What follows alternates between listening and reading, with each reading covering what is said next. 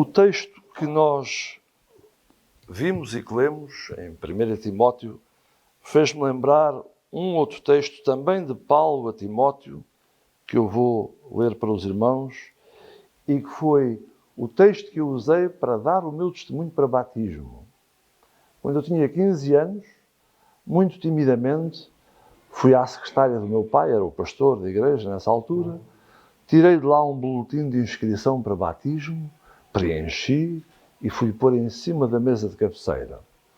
Quando ele acordou, viu o boletim, viu o papelinho, não me disse nada, mas depois, mais tarde, interpelou-me e disse-me: bom, podias-me ter dito que querias te batizar.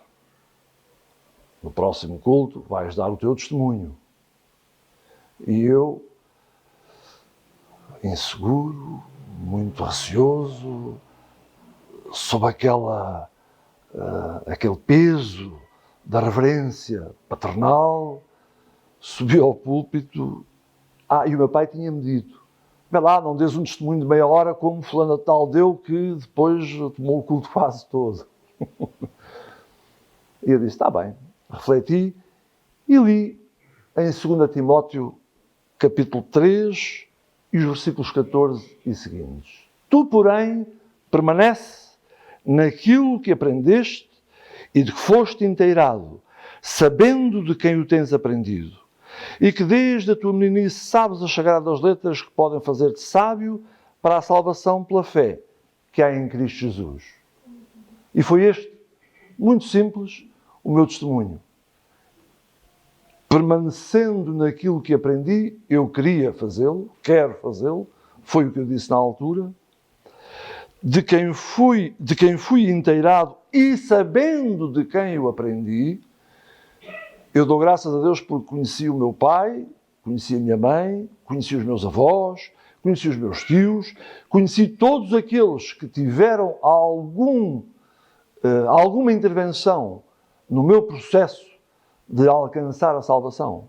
E por isso, tal como Paulo dizia a Timóteo, eu também, sabendo de quem aprendi o que aprendi, quero permanecer nessa verdade. Que desde a minha meninice conheço as sagradas letras que me podem fazer sábio para a salvação pela fé que há em Cristo Jesus. É bom quando desde a meninice as crianças conhecem as sagradas letras que as podem fazer sábias para a salvação que há no Senhor Jesus. E foi o meu pai também e um outro amigo, um pastor, quem certa feita sugeriu aos irmãos, quando estão no culto, que tivessem um bloco de notas, um caderninho de apontamentos, para tomar nota de, às vezes, frases, pensamentos que são proferidos por quem está a apresentar a palavra do Senhor e podermos registá-los. E eu não sei quantos cadernos já tenho, mas o meu pai depois também disse-me para eu começar a fazer o registro sistemático das reuniões, dos cultos, dos hinos, da leitura, dos tópicos da pregação. E eu habituei-me a isso e agora já quase que não consigo, faz parte da minha natureza eu ter sempre um caderno onde escrevo estes apontamentos. E quando o pastor Marcos me sugeriu e desafiou para esta manhã compartilhar a palavra do Senhor convosco, eu lembrei-me de uma coisa que seria interessante, que é uma espécie de recapitulação da matéria dada. Eu sou professor e esta frase, recapitulação da matéria dada, é muito natural e muito normal. Vocês não são a minha classe, a minha turma de hoje, não é nada disso. Mas eu vou fazer, para mim próprio também, a recapitulação da matéria dada. Quando o pastor Marcos também disse que podíamos ter um culto cantado, com cânticos, hinos, a intercalar aqui na pregação, eu lembrei-me, bom, eu também gosto de dirigir coros, mas vocês não são o meu coro, não se assustem. Eu não vou aqui pedir contas a ninguém se não conseguir afinar.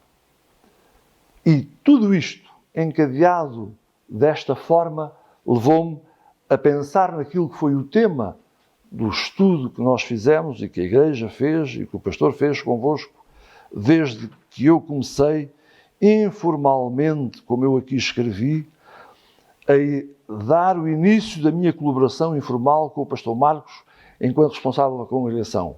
21 de novembro de 2021, no culto do domingo. Está aqui escrito. Faz parte já da minha história pessoal. E daí para cá, então, eu fui registando e fui escrevendo as notas que achei muito interessantes, especificamente sobre o tema da oração. Eu gostava de só chamar alguma atenção da vossa parte para um texto, acerca do qual depois eu irei fazer o meu comentário, mas é em especial o versículo de São Mateus, capítulo 28, 18 a 20. Vamos ver São Mateus, capítulo 28, 18 a 20. E chegando-se Jesus, falou-lhes dizendo: é-me dado todo o poder no céu e na terra. Portanto, ide e ensinai todas as nações, batizando-as em nome do Pai, do Filho e do Espírito Santo, ensinando-as a guardar todas as coisas que vos tenho mandado, e eis que estou convosco todos os dias até à consumação dos séculos. Eis que estou convosco todos os dias até à consumação dos séculos. Quando o Senhor Jesus faz esta afirmação, Ele quer pura e simplesmente dizer, tal como já tinha prometido, a vinda do Consolador, em São João, capítulo 14, não se turbe o vosso coração, credes em Deus, crede também em mim, na casa de meu Pai há muitas moradas, se não fosse assim, eu vou ter dito, vou preparar-vos lugar, e se eu for e vos preparar lugar, virei outra vez e vos levarei para mim mesmo, para que onde eu estiver, estejais vós também. Esta foi a promessa que o Senhor Jesus fez, para que onde eu estiver, estejais vós também. Ora bem, Ele em São Mateus 28, nós lemos que estará connosco até à consumação dos séculos. E foi Ele próprio também que disse, quando 2 ou 3 se reunirem em meu nome, eu aí estarei no meio deles. Quando se reunirem em meu nome, para orar, para glorificar, para louvar, para engrandecer e exaltar o seu nome. Eu aí estarei no meio deles. Quando o escritor de Crónicas 7,14 diz, e se o meu povo, que se chama pelo meu nome, se humilhar e orar e se converter dos seus maus caminhos, se humilhar e orar e se converter dos seus maus caminhos, eu sararei a sua terra e perdoarei os seus pecados. Tudo isto é o resultado, é a consequência, é o produto daquilo que nós chamamos uma vida de oração. E eu gostava então de, tomando como base algumas notas que a minha Bíblia já tem e que me enriquecem sobremaneira, e vós com certeza também tendes as vossas notas na vossa Bíblia, e quando for dada a oportunidade, se puderdes partilhar essas notas, será também uma alegria, uma bênção e um gozo para cada um de nós, mas eu não preparei esta pregação no sentido clássico do termo, porque eu não sei preparar pregações. Eu sei falar daquilo que é a minha experiência, sei falar daquilo que a Bíblia me ensina, mas fazer uma pregação estruturada, eu não estudei teologia no sentido formal e, portanto, fico aquém de quem sabe fazer isso muito melhor do que eu. Mas, pegando então no material de alguém que sabe mais do que eu e que escreve melhor do que eu e que prepara o seu sermão melhor do que eu gostava de, sobre este tema da oração, então, chamar-vos a atenção para 3 ou 4 tópicos que eu selecionei e que acho que são interessantes para nós neles meditarmos. Primeiro, temos que saber e ter a noção do que é a oração. O Senhor Jesus ensinou e disse, não façam como os publicanos, como os gentios, como os fariseus, que por pensarem que muito orarem é que serão ouvidos. Não. Não é o muito orar, o ser muito eloquente, o fazer orações muito bonitas, o dizer palavras muito cheias de significado que faz com que a oração seja mais ouvida do que outra. Não. Não é isso que é a oração. A oração é uma comunicação direta e multifacetada entre os crentes e o Senhor. A minha mulher não é portuguesa, ela nasceu e cresceu, filha de imigrantes num país de cultura anglo-saxónica, católica, tradicional, como tradição que ela recebeu dos pais, mas na terra dela ela achava interessante, na escola, adolescentes, as meninas reunirem-se e terem um dia, um clube de oração ou de reunião, em que faziam oração, e ela, certa feita, ficou, aos 13, 14 anos, ficou muito atenta e causou-lhe grande impacto as colegas orarem como se estivessem a falar com outra pessoa. E ela achou aquilo de veras sublime. Mas elas estão a orar. Mas não é assim que eu aprendi a orar. Elas estão a falar com alguém, parece que está aqui ao pé delas. Parece que estão a falar com uma pessoa aqui ao lado. É isso que é oração. Quantas e quantas vezes nós podemos estar numa situação mais difícil, mais complexa, mais trabalhosa, e no nosso íntimo dizemos: Senhor, como é que é? O que digo por experiência própria? A minha oração muitas vezes é: Senhor, o que é que tu queres me ensinar com esta situação? Senhor, o que é que eu tenho para aprender? Qual a experiência que tu me queres dar com esta situação em que eu me encontro? Muitas vezes é essa a oração que eu faço. E logo mais, de uma forma quase inesperada, vem a resposta. E por isso, podemos cantar como aquele corinho que diz: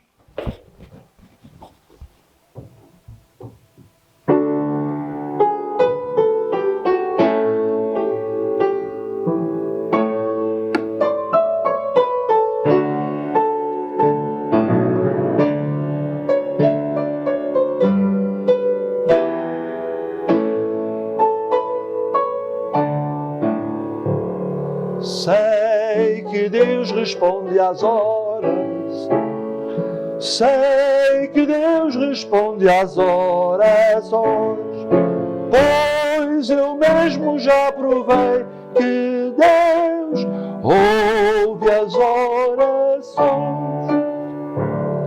Sei que Deus responde às orações, sei que Deus responde às orações, pois eu mesmo já provei que Deus ouve as orações. E há uma passagem na Bíblia que diz: se é que já provastes que o Senhor é benigno. Permitam esta pergunta ou esta interpelação muito direta, mas não respondam, não ponham a mão no ar. Já provaram que o Senhor é benigno? Digam.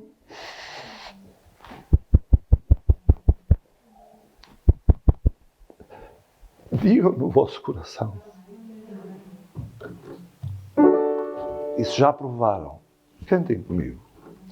Sei que Deus responde às orações, sei que Deus responde às orações, pois eu mesmo já provei que Deus ouve as orações. Sei que Deus responde às orações, sei que Deus responde às orações, pois eu mesmo já provei que Deus ouve as...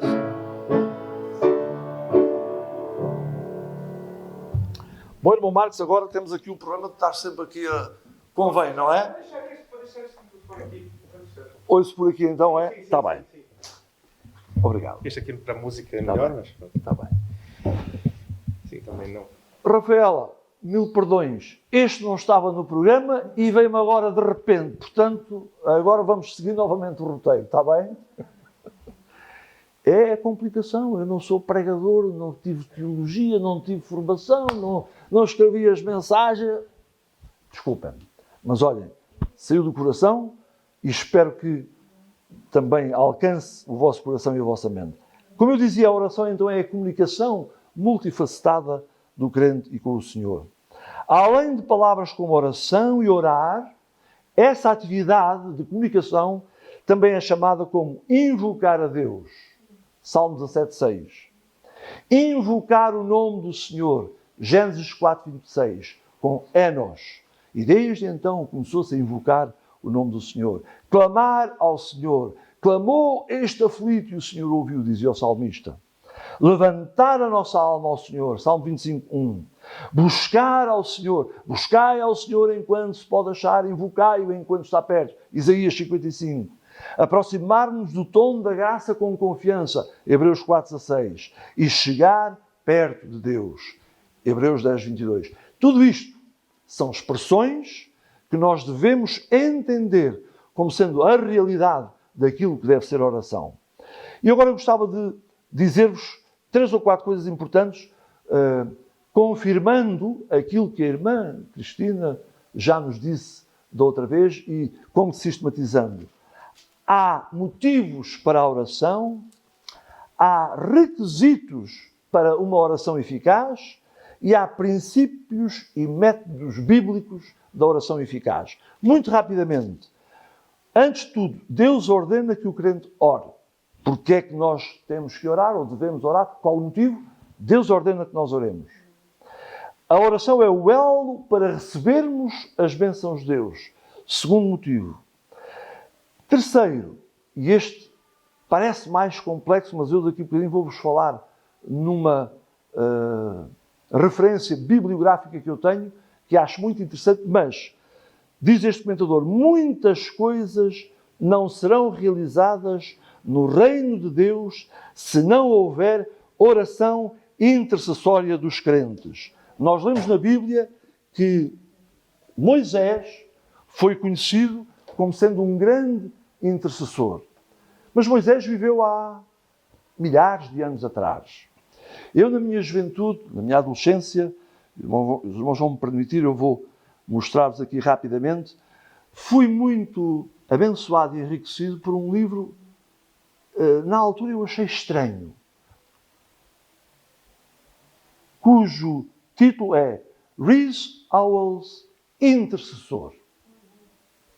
Não sei se conhecem, já há publicação e edição em português, mas eu fiquei muito surpreendido mesmo e causou-me grande impacto eu ler acerca deste homem. Eu vou dizer rapidamente. Rhys Howells era um homem peculiarmente ensinado por Deus. Um daqueles que aprendeu que a Bíblia é para ser vivida. Cada capítulo da sua biografia está cheio de aventuras e luz, mostrando como ele enfrentou as implicações de uma entrega, de uma rendição total. Aprendeu a amar os que não são amados. Encontrou a resposta na oração intercessória. Tornou-se um canal para um reavivamento poderoso em África. E aprendeu os princípios da cura divina e progrediu ainda mais na fé, até que os eventos do mundo foram alterados ou foram afetados pela sua pregação. Eu, quando li isto, na altura, a edição portuguesa dizia que pela sua intercessão, inclusive, o curso da Segunda Guerra Mundial foi alterado. Eu nunca tinha lido isto na história.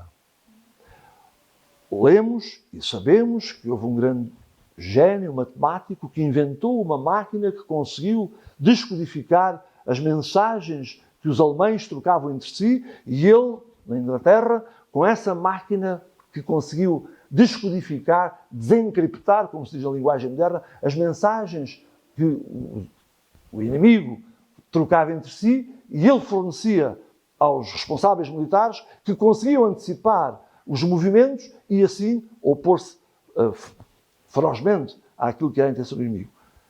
A Bíblia já fala disso também. Não tinha pensado nisto, ocorreu-me agora de momento. Houve uma situação em Israel em que o rei da Síria quis invadir Israel, mas havia sempre alguém que parecia que estava ali a torpedear ou a perturbar as comunicações, porque ele não conseguia fazer vingar o ataque que ele queria. Há alguém em Israel, há alguém aqui que está a ser nosso inimigo e espião a favor de Israel? Perguntou o rei. E houve algum dos oficiais que disse, não, eles têm lá um homem de Deus, um profeta, que conhece todas as intenções e ele avisa o rei deles acerca daquilo que vai acontecer e daquilo que tu queres fazer. É uma história na Bíblia. Não vou ter tempo agora para a descortinar, porque também não tinha pensado nisto, e deixo apenas como vossa informação para saberem e perceberem que quando se diz que as orações do irmão Rhys Howells alteraram o curso da Segunda Guerra Mundial ou afetaram o curso da Segunda Guerra Mundial, também nós temos na Bíblia, na história, que a oração já produziu também esse fruto e teve esse efeito no passado. Requisitos da oração eficaz. Temos que ter fé verdadeira e genuína. A oração deve ser feita em nome do Senhor Jesus. Tudo quanto pedires ao Pai em meu nome, eu o farei. Tem que ser segundo a perfeita vontade de Deus. A oração só será eficaz, só será efetiva, só poderá ter resposta se for feita de acordo com aquilo que é a perfeita vontade de Deus. Mas agora pergunta-se, e qual é que é a vontade de Deus? Nós não o ouvimos, não falamos com Ele, não nos encontramos com Ele, Ele não nos envia nenhum SMS para nos dizer qual é a vontade dEle. A Bíblia, em muitos casos, revela-nos qual é que é a vontade de Deus. Esta é a vontade de Deus, a vossa santificação. Sede santos, porque eu sou santo. Então, aqui já está um grande tema, um grande assunto para eu entrar na vontade de Deus. Sede santos, porque eu sou santo. Sede perfeitos, assim como é perfeito o vosso Pai que está nos céus. Abraão, anda em minha presença e sê perfeito. Segui a paz com todos e a santificação, sem a qual ninguém verá o Senhor. Ó meus irmãos, deixem-me dizer-vos, da vetusta idade que eu já tenho, embora não pareça, mas já sou mais velho que muitos de vós aqui, do alto ou do tempo transcorrido já dos dias da minha existência, eu devo-vos dizer, cada vez me sinto mais pequenino, cada vez me sinto mais miudinho, quando eu penso na responsabilidade que tenho, eu, Joel Alexandre Seabra Mancia, batendo no microfone, desculpe, eu, Joel Alexandre Seabra Mancia, a responsabilidade que tenho para fazer aquilo que a Bíblia me manda, estar dentro da vontade de Deus, segundo a sua perfeita vontade, através da palavra que Ele me revela. E eu digo-vos com toda a franqueza, para mim não é preciso mais nada para eu estar ou orar segundo a vontade de Deus. Não. Para mim, se eu pensar, Senhor, eu quero ser santo, como Tu és. Um corinho que eu cantava quando era pequenino, na igreja onde eu estava, vamos ver se eu consigo recordar. Rafael também não está no programa, desculpa, filha.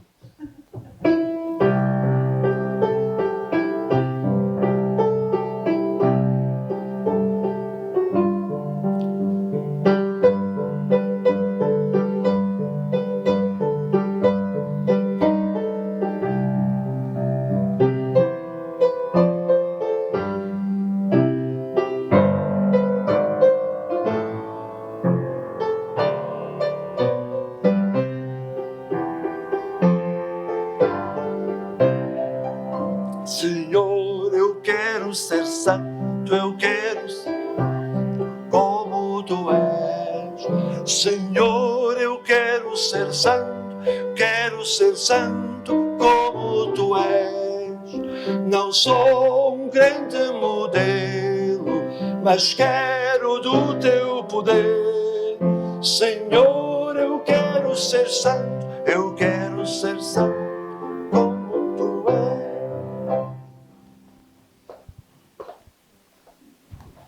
Seja também esta a vossa oração. É o meu desejo, o meu profundo e sincero desejo.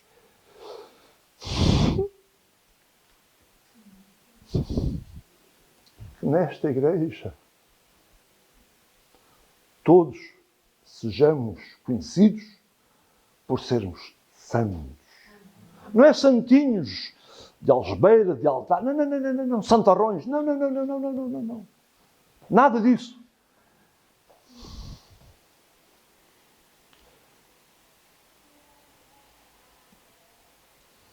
que o mundo nos possa ver como Jesus nos vê. Pecadores redimidos.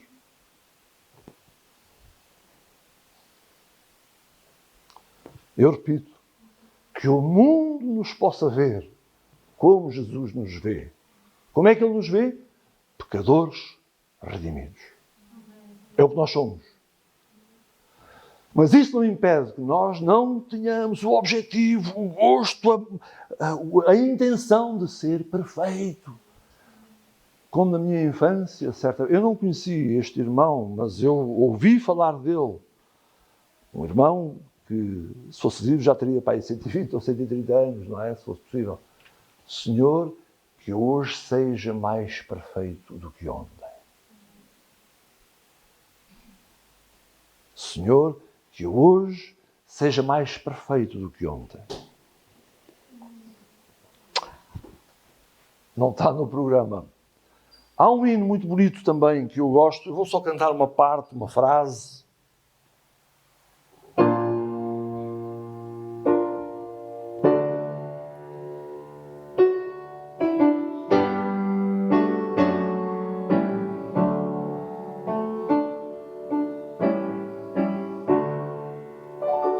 Sinto que vivo no Senhor, em liberdade já.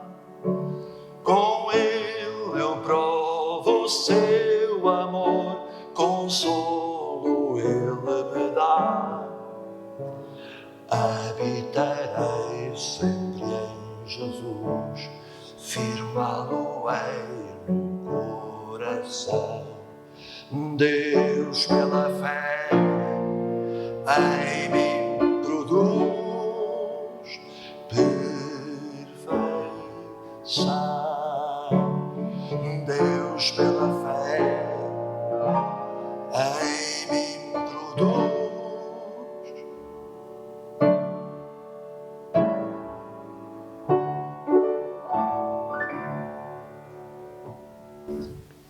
Amém. Não sei se conheciam, é um hino de um hinário antigo.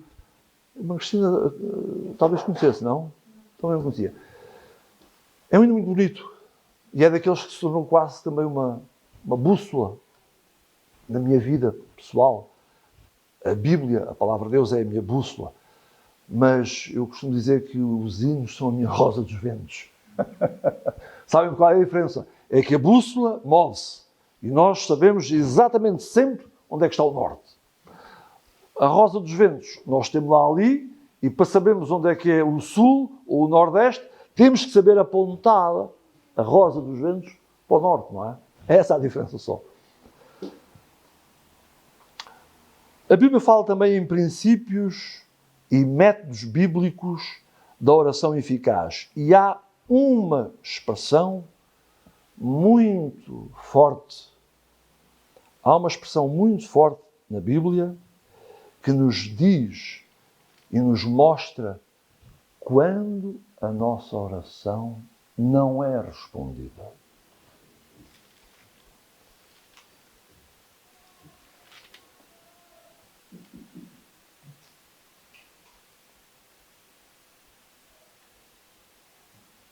Pai nosso que estás no céu, santificado seja o teu nome, seja feita a tua vontade, venha a nós o teu reino, seja feita a tua vontade, assim na terra como no céu. O pão nosso cada dia nos dai hoje e perdoa-nos as nossas ofensas, assim como nós perdoamos a quem nos tem ofendido. Eu não estou perdido nas minhas notas, mas há um versículo, e havia aqui uma nota que eu hoje encontro, onde diz taxativamente, especificamente isto: se eu não perdoar, a minha oração não vai ser respondida. É a minha bússola, creio que é a vossa também que o diz. Se eu não perdoar, a minha oração não vai ser respondida. E olhem, os anos passam e eu cada vez mais, em situações da vida, tenho que ter este coração disponível para perdoar. Certa feita, numa situação disciplinar na escola, uma miúda, enfim, descontrolou-se, mordeu-me aqui no braço, fez-me sangue, eu fui fazer queixa à polícia, à escola segura, e o assunto andou, e eu nunca mais esqueci aquilo, e tentei resolver a questão da forma mais pacífica possível. E, largos meses depois, para a minha surpresa, sou chamado ao tribunal. O que aconteceu? A natureza da ofensa que eu sofri foi de molde a que a polícia fizesse o seu expediente, mandasse aquilo para o Ministério Público, o Ministério Público analisou, viu, deduziu a acusação, a menina era menor, teve que ser presente ao tribunal juntamente com a mãe. E quando eu fui chamado, perguntaram-me o que é que eu queria em termos de ressarcimento dos danos sofridos. Eu disse, eu não quero nada. E disse à menina, na cara, já um ano e meio depois, ela já estava completamente diferente e tinha a maturidade diferente, tudo já estava diferente, envergonhada, muito compungida. E disse, ó filha, eu não quero nada de ti, estás perdoada. Agora, tens que perceber que isso não se faz. Isso que tu me fizeste, isso não se faz. Mas por mim, estás perdoada. Agora é minha amiga no Facebook. Isto para dizer, enfim, dentro daquela fungibilidade que as redes sociais têm, mas eu achei interessantíssimo, portanto ela agora gosta, porventura, não sei, ler as minhas coisas, as minhas publicações e temos lá esse contacto. Se eu não tiver o meu coração pronto para perdoar, a minha oração não será respondida. Atenção, sejamos agora objetivos. Não é perdoar no sentido físico do termo. Batem-me no carro, tenho um dano, sofro, faço queixa, há participação, vamos para as autoridades, para a polícia. É evidente que eu perdoo o ato irrefletido, porventura, da pessoa que me bateu no carro, que não travou tempo, estava distraída, etc. Por mim está perdoada. Mas o meu dano tem que ser ressarcido. Esse dano eu não o posso perdoar. E o seguro dela tem que me pagar o dano que foi causado ao meu automóvel. Estou-me a fazer entender, não é? Quando a Bíblia fala em perdoar, não está a falar naquilo que é, na nossa relação humana uns com os outros, aquilo que é a responsabilidade que cada um tem perante o seu semelhante para ressarcir os danos que foram causados. O prejuízo que foi feito noutra pessoa, noutra situação, noutro bem. Não é isso. Aqui é o perdão no sentido ético e, mais intensamente ainda, o perdão no sentido moral, no sentido bíblico. Fazem-me mal moralmente, porventura até fisicamente, no património, fazem-me mal, mas eu tenho que ter um coração pronto para perdoar. Se isso não acontecer, a minha oração não será atendida. É uma regra de ouro absoluta que eu tenho para mim próprio. Quero concluir com algo de muito interessante para vós, porventura, não terá sido assim ainda muito evidente, mas em São João, no capítulo 17, nós temos duas orações do Senhor Jesus, dois grandes modelos, assim se pode dizer. Um que é a oração do Pai Nosso, uma oração simples, uma oração curta, mas cheia de significado em quase cada uma das frases, e eu apontei aqui no meu caderninho, no domingo, dia 13 de fevereiro, foi a irmã Cristina quem apresentou o tema, a oração, sua necessidade. Irmã Cristina, eu não quero estar aqui, digamos, a interpelar, mas eu registrei, escrevi, e uma delas foi precisamente a oração do Pai Nosso, São Mateus 6, 9 a 13. Cada frase desta oração tem um alcance e uma profundidade e dava para um sermão quase só cada uma das frases. Não vamos para isso, vamos para a oração do Senhor Jesus no capítulo 17 de São João, que é uma oração que está nos Antípodas. Algumas Bíblias dizem a oração sacerdotal de Jesus pelos seus discípulos.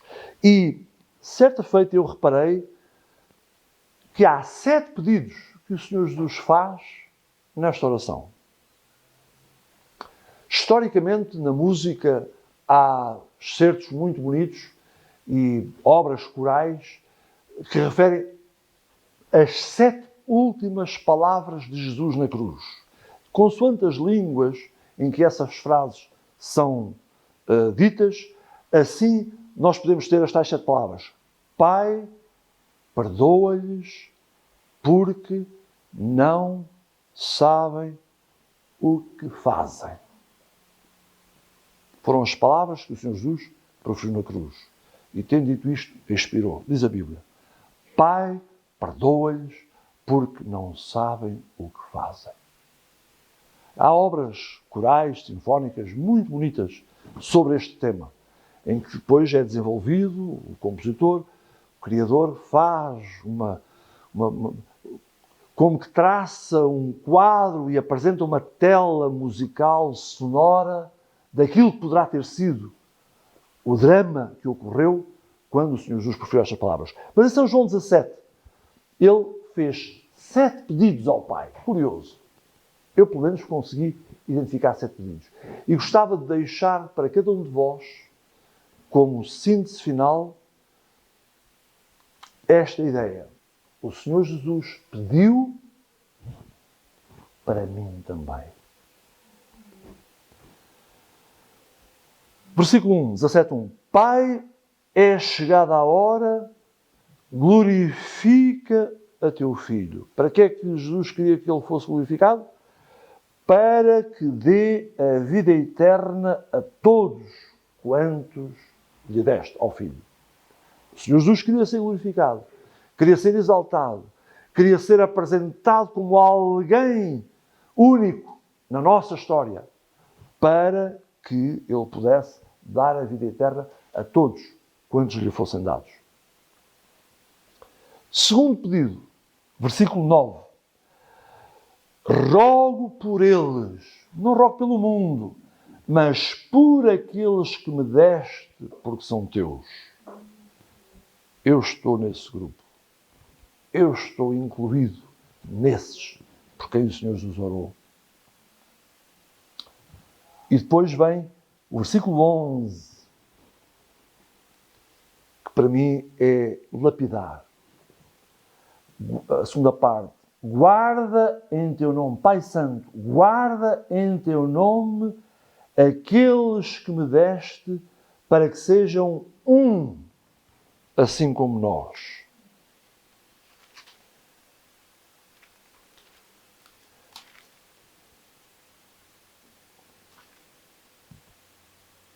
Para que sejam um, assim como nós. Eu e o Pai somos um. E o Senhor Jesus quer que nós também sejamos um com Ele.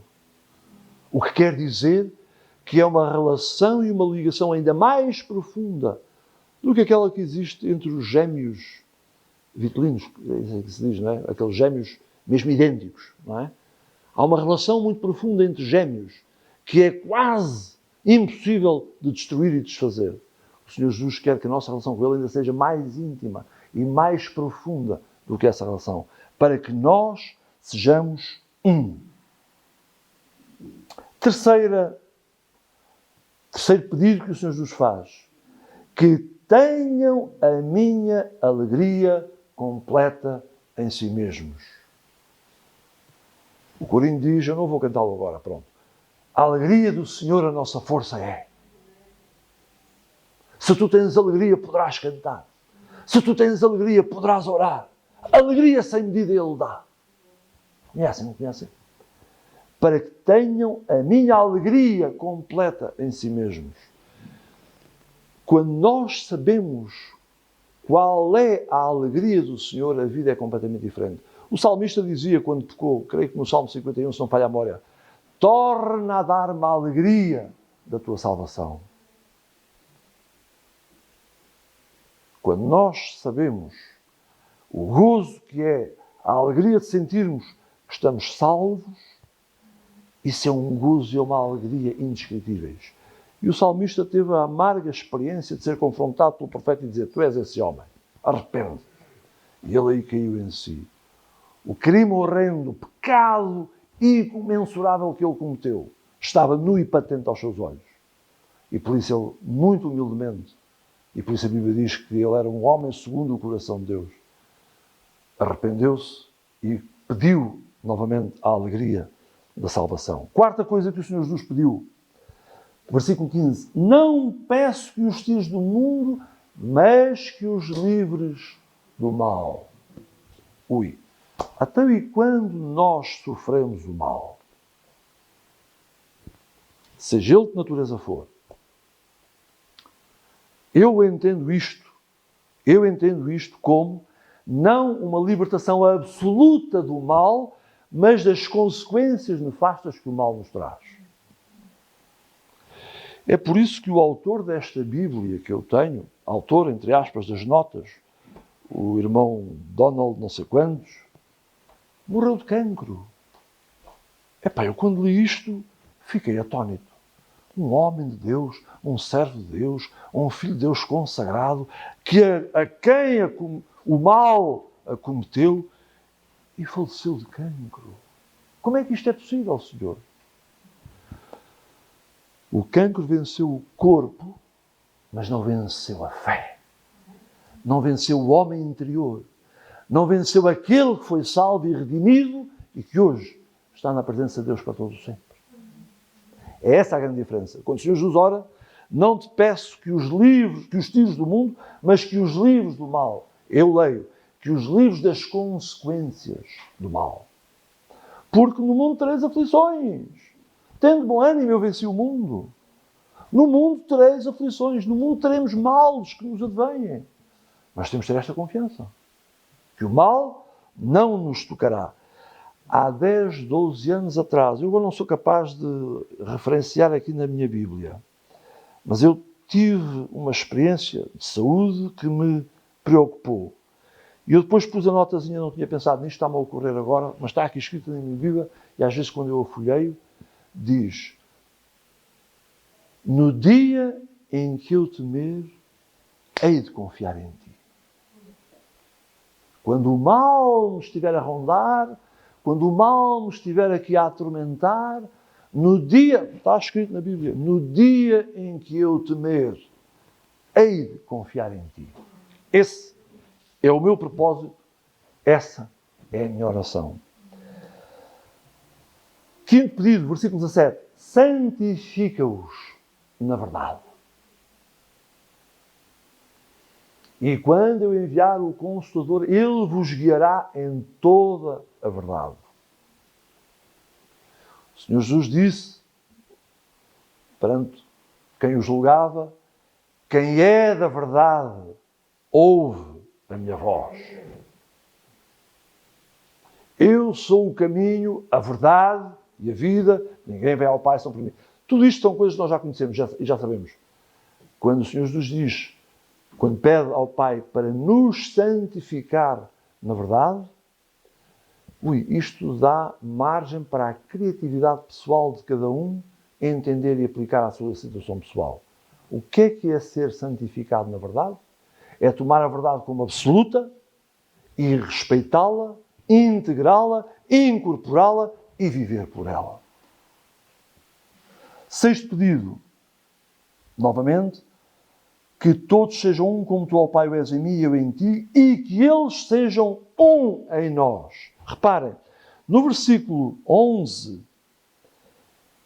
o Senhor Jesus pede para que eles fossem guardados e fossem um, mas um entre eles, enquanto discípulos. Agora aqui no versículo 21, o Senhor Jesus pede que nós, sejamos um nele, para que o mundo creia que tu me enviaste. Se não me falha a memória, em São João, capítulo 13,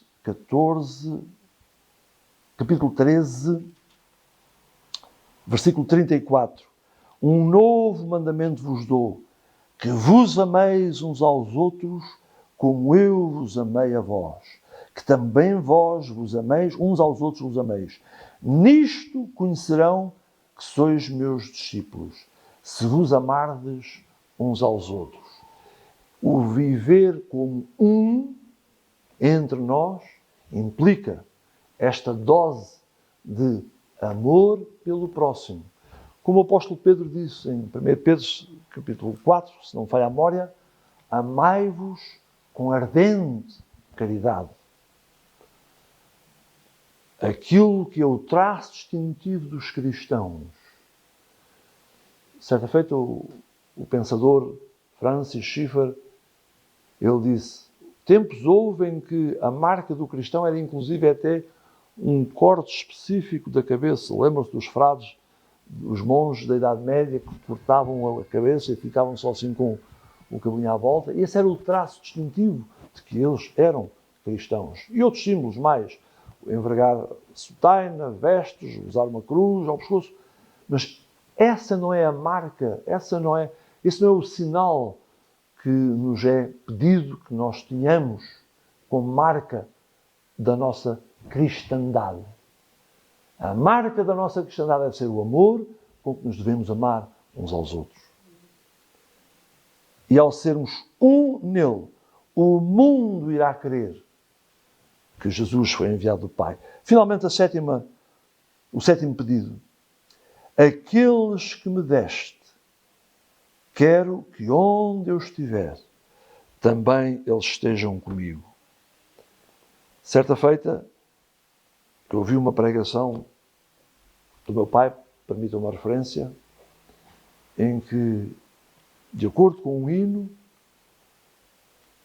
onde Cristo estiver, aí é céu para mim. E quando alguém lhe perguntava, então, mas onde é que está Jesus? Está no céu. Então onde é que é o céu? É onde está Jesus. E não saía daquilo. Onde é que está Jesus? Eu não vejo, não o sinto. Está no céu. Então, mas onde é que é o céu? É onde está Jesus. Isto parece absurdo. Isto parece sem sentido. Isto parece que não tem qualquer significado. Mas a verdade é que é assim mesmo. Ele disse que estaria connosco todos os dias, até à consumação dos séculos, em espírito e em verdade. Os meus filhos agora estão-nos cá a visitar, o que é uma alegria para a mamã e para o papá, e nós estivemos a visitar uns amigos no Alentejo, e uma das memórias que eles têm, que eu já não me recordava, que eu já não me lembrava, é de certa feita, um deles, são mais ou menos da mesma idade, ter dado assim um soco, um encontrão forte no peito, e ele ter tido esta exclamação, ai, que mataram o Senhor Jesus, estava no meu coração. Ai, que mataram o Senhor Jesus, estava no meu coração. E hoje ele tem 38 anos, 39, este amigo, e diz que foi uma das coisas que nunca mais o largou como memória em relação àquilo que é a memória que tem do nosso filho. Certa feita perguntaram também a uma criança na escola dominical, que cor é o teu sangue? Ai, o meu sangue é branco, alvo mais que a neve. Não, filha, isso é linguagem simbólica, o teu sangue é vermelho. E ainda bem, graças a Deus que é vermelho. Quando nós dizemos que ficamos mais alvos do que a neve, é apenas a linguagem simbólica. Onde é que está Jesus? Está no céu. Onde é que é o céu? É onde está Jesus. E onde estiver Jesus, aí é céu para mim. Se ele estiver no nosso coração, aí é o céu para nós. Eu vou então terminar com este corinho. A New Commandment, já agora, Rafaela, está na lista. Finalmente consigo recuperar a lista. Eu vou cantá-lo em inglês e é por homenagem à minha mulher. Quando eu a conheci, éramos moços, éramos jovens, e ela ensinou-me este corinho. Vai estar lá a tradução com as palavras em português, mas, concluindo, é um corinho que eu acho que fica muito bem para encerrarmos aqui a nossa meditação. Um novo mandamento, precisamente por referência àquele excerto da Bíblia que eu acabei de vos ler.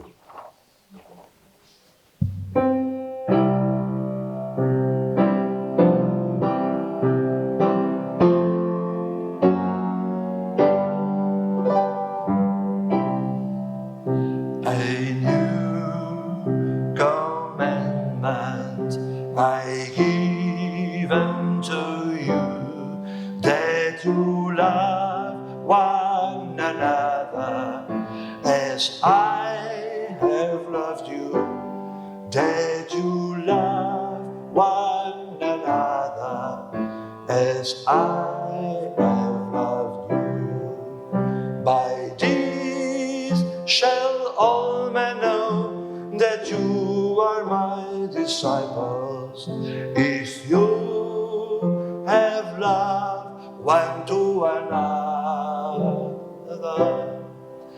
By this shall all men know that you are my disciples, if you have loved one to another.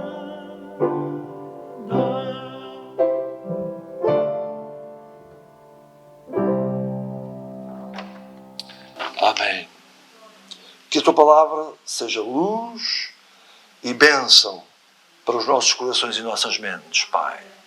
Amém.